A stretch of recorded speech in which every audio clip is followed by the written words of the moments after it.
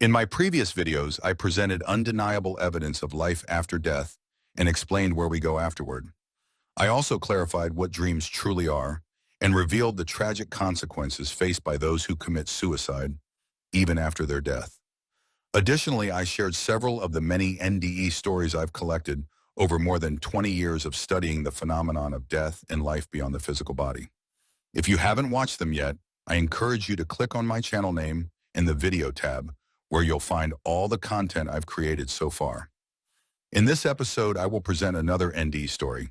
It's the account of Jerome, who experienced clinical death during a heart attack. During that time, he discovered that being outside the body at the moment of death feels exactly the same as being outside the body during lucid dreams, which he had practiced during his lifetime. Let's begin.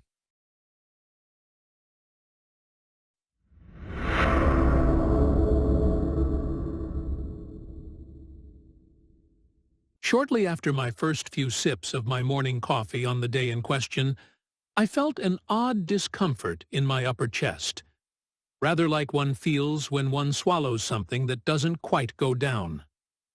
I drank some water, but the sensation did not lessen. To the contrary, over the next hour or so it increased, and I felt quite tired and physically ill at ease.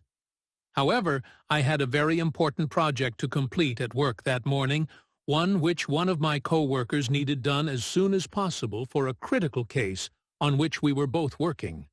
So, despite feeling progressively more unwell, I decided to go to work, get the project done, and then, likely, return home. It was quite difficult getting to work. My usual 10-minute walk to the subway took nearly twice as long, and for once I actually rode the escalators rather than walking down or up them. When I reached my office, I was feeling very weak, but tried to set about completing the project. Shortly thereafter, I simply became too weak to continue, and the pain in my upper chest had both worsened and spread to my right arm and my neck. I spoke with one of the attorneys I work with, and he was immediately concerned by both my appearance and symptoms, and said I should go to the hospital at once. One of my co-workers took me by cab to the hospital. I had refused to allow them to call 911. During the trip, I was extremely concerned that the project I had come in to complete remained unfinished and that I had left my co-worker in the lurch. This is important to my particular case later on. After getting into a wheelchair brought by one of the hospital personnel, I passed out in the emergency room and awoke briefly, lying on my back with numerous people bending over me, removing my clothing, and pasting various little white tabs to my chest.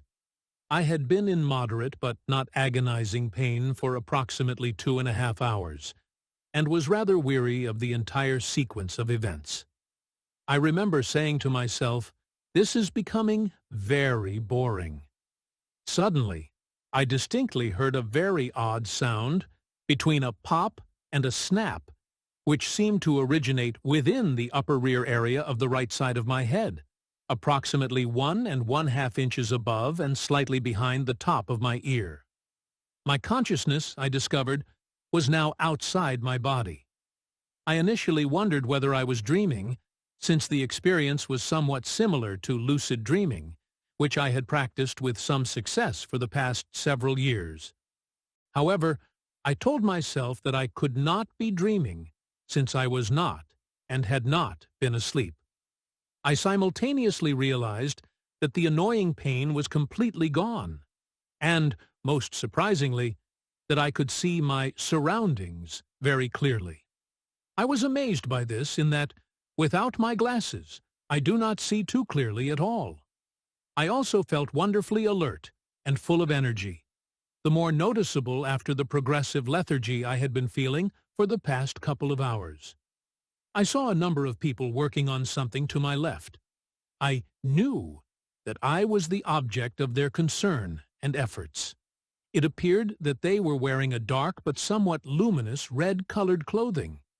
I thought this odd in that the hospital personnel had been wearing a greenish-colored uniform. I could not hear their words, but sensed a low hum of what I assumed to be conversation, and I was aware that they were very diligently engaged in some endeavor in which I was expected to be of some assistance. I was very strongly moved by a feeling of failure to meet my responsibilities by copping out and running off. The sense also came to me that I was having a near-death experience. Aha! So that's what it is. I remember saying to myself, and also that it isn't supposed to be like this. The gnawing sense of having abandoned my responsibilities, coupled with the lack of tunnels or bright lights or other paraphernalia from the NDE literature. I considered this for a few moments and decided that it might be wise to return to my body, lest the sense of failure increase. By this act of will, or so it seemed, I instantly returned to my body and the annoying pain. The guilt was gone, however, as was the clearness of vision and alertness of mind. Back in my body, I thought for a moment and wondered if I could get out again. I was very uncomfortable at that point. Instantly, I was back out, only now the working figures were in front of me instead of to my side. There was no noticeable sound accompanying this exit. Again, I could see very clearly, and the pain was completely gone. However, the sense of failure in doing my duty was back again. This time I gave serious consideration to the value of staying where I was and dealing with the sense of failure, or of returning to my body. After some very serious consideration, I decided that it was extremely unfair of me to stay where I was when others were depending on me, and so returned. As a test, I tried to leave the body once more. This time, my efforts were unsuccessful. In reflection, as I was on my way to undergo an angioplasty, I realized that during the entire episode, even the earliest moments, I had had no fear of dying, nor did I consider any need or even desire to make it right with the Christian or any other God.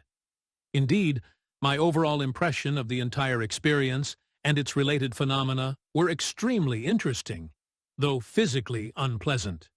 My primary mental focus during the entire series of events had been on my regret for failing to accomplish the work project which I had been assigned, and my desire not to put my co-workers out any more than I already had.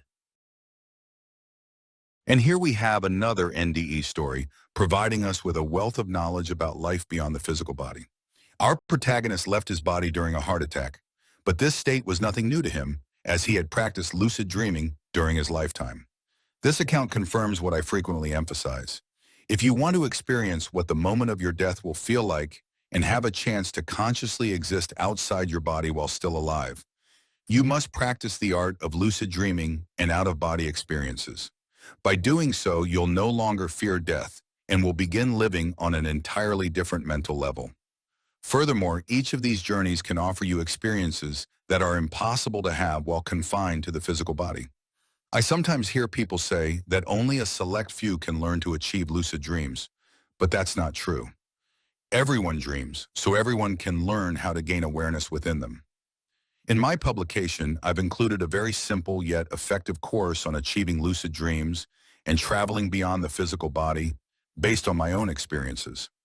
Additionally, I've gathered all the knowledge about death and existence beyond the material body that I've amassed over more than 20 years of research and personal exploration. You'll find a link to the book in the description below the video. That's all for today. Thank you for being here, and see you next time.